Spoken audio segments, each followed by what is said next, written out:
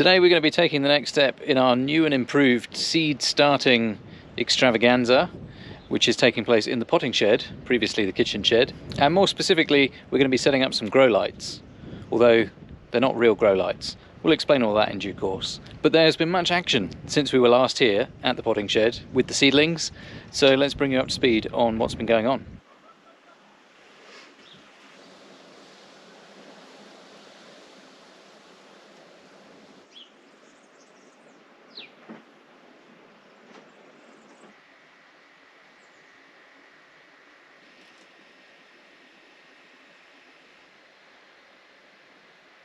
So some good and some not so good news. Well, the amazing news is this new system has germinated many things.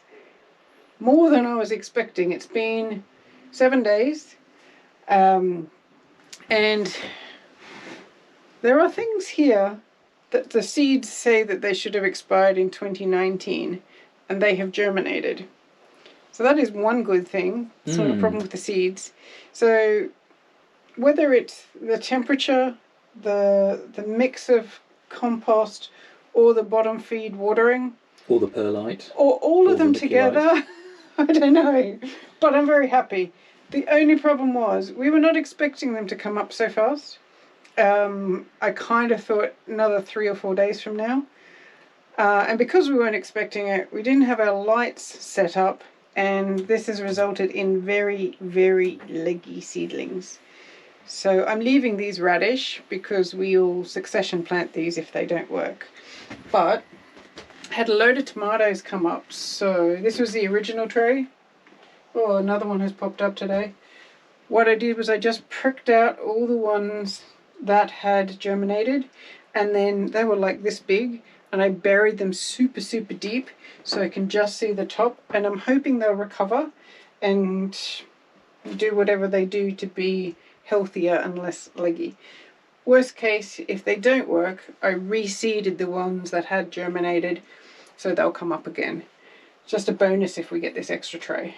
But yeah, we'll stick the grow lights on at the end of this video and hopefully that will recover them. There's a couple already today that are not making it. That's okay. They might pick up. So yeah, it's great that we're having some more success with the germination rate, but they're in a dark shed 24/7, covered with a bit of plastic to keep the moisture in, which has also been working pretty well. So we need to get some lights up. And we've done some research, and the internet gives us conflicting information. Some say you need professional grow lights, which are very, very expensive, and some say any kind of LED will work. And that's a much more affordable solution.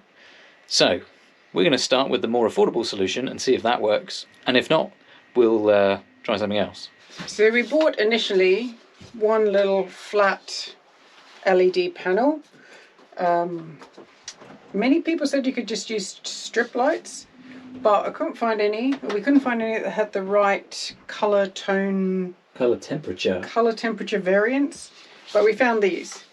The problem is this one little panel is not enough for all the seeds that we sowed. So this is going to go above these guys. And then we raced out and bought another one when things went crazy and started germinating, and it will cover all of these ones. That's the plan anyway. And the plan is just to hang them from the ceiling quite low to begin with, and as they get bigger we will just raise it up. And let's just hope it all works. It's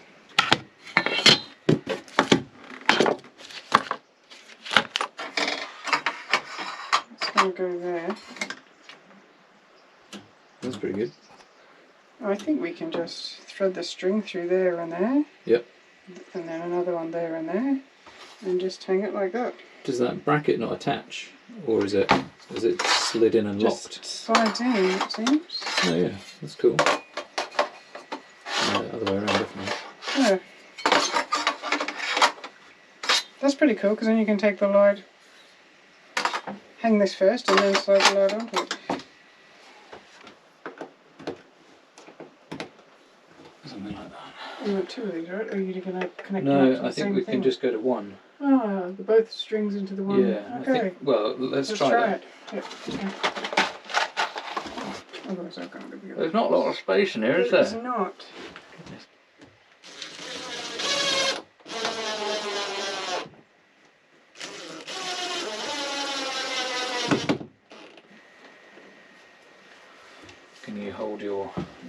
in place.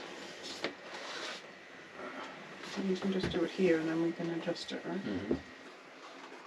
Maybe I'm wrong. Maybe I'm wrong.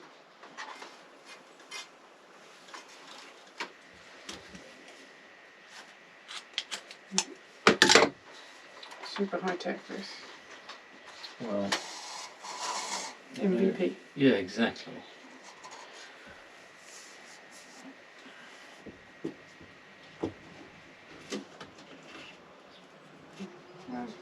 Yeah, go. Yes? Yes, go. So just let it go a second and see what we think. You think that's a bit close? Well, I guess we could start it there. Yeah. Because you're not going to get much light on this side. Then take it up a tiny bit more, but not too much more. Yep. Yep.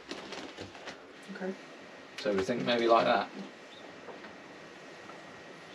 This will fine. I mean, I can move this once it stops and move it under its feet. Okay. Let me just leave It's not going anywhere. We can fix it the next time we adjust it. Oh. Yeah, it's not. This stuff is too slippy. We can put 2 in. Yes. Undo. Undo. Just put this one right next to it.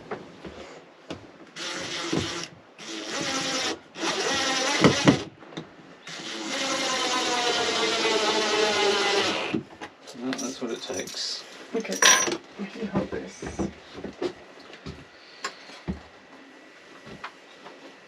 Hold the light. Oh, hold the light. Yeah.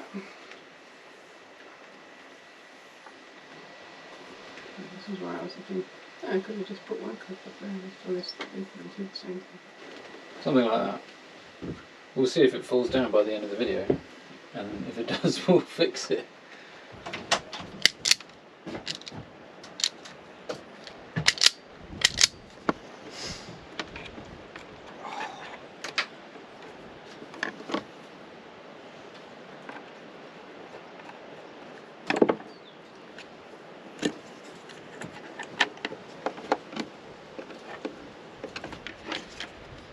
Do you want to go and try and find some AAA batteries? We had some.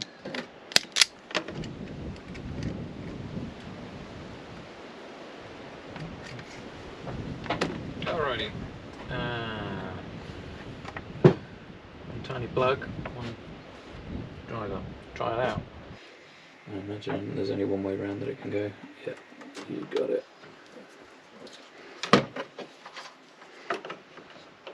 Standing back. Ooh, look at that. Let there be light. See, remote not even required. Well, we might just want to check that it's the right colour temperature, because I think that's how you switch. So for our technical friends out there, this is a light. A light, yes.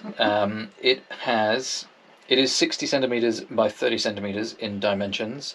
Apparently it can illuminate a 6 to 7 square metre area, or 3 seed trays. The reason that we bought this though is A, it was reasonably priced, and secondly because it has variable intensity and variable colour temperature.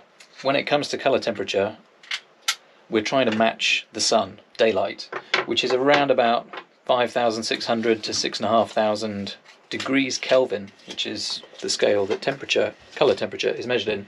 So we want quite a blue light rather than a yellow light, because that should mimic the sun as much as possible. Now I think that professional grow lights, they have weird colours in them, like they're kind of purple or kind of red, and allegedly that has some improvement in the spectrum of light that is being spread over the seedlings. But according to the internet, a white LED light should be just as good.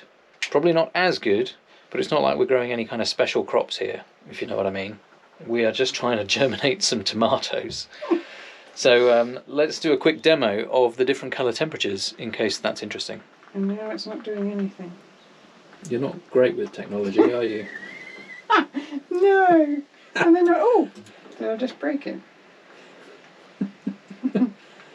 There's A's and B's and C's. Nighttime? I don't know. I don't want to read the manual. You work it out. Shouldn't be I mean, hard. how hard can it be? There's actually there's more buttons on here than I was imagining there would be. So plus K would be plus Kelvin, surely. It's broken. Night time. This is rubbish. Some time has passed and we have worked out how the remote control works. It turns out I'm not very good with technology either, but I am slightly better than Kylie. Hey. There is a button on here that looks like a recycling icon. It is the one closest to my finger here. And this will cycle through the temperatures. So I guess it's a cycle through temperatures icon. Are you ready? I'm all excited. I'm on edge. So this is the one that we want. This is the daylight one. That's like warm, romantic, candlelit dinner. Sunset. And then that's kind of in-betweeny, which is still a bit too orange, I think. So yeah. I think we want the 6,500 Kelvin blue. It's not going to fry them, right? Daylight. Well, I don't know. And these guys over here aren't getting much light. So we could raise it up a little bit, but I think it does need to be quite close. Maybe if that went over a little bit more, we could... No, it is getting light. Yeah, Ignore me. Don't.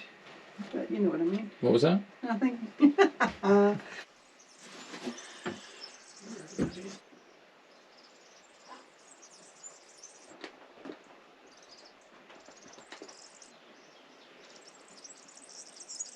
Well, there you go. Let's see if this works. I mean, it's not fancy, for sure, but functional first, and then fancy if it works. So you were saying that you think that some of the tomatoes have already perked up being under the lights. So this little guy here had both leaves completely turned over, and there was another one, I can't remember if it was this one or this one, also was like kind of laying flat and has perked up. And probably a combination of, they've been sitting outside for a little bit today because they didn't have enough heat mat space. Now they have enough heat mat space and light and more water. So we'll see. But I'm thinking they might just be saved. Yeah, this is looking pretty good. And obviously time will tell to see if it is actually good or not. When we were putting them together and we were looking at the heights that we were going to set the lights, I think we've got probably a good compromise for coverage versus brightness.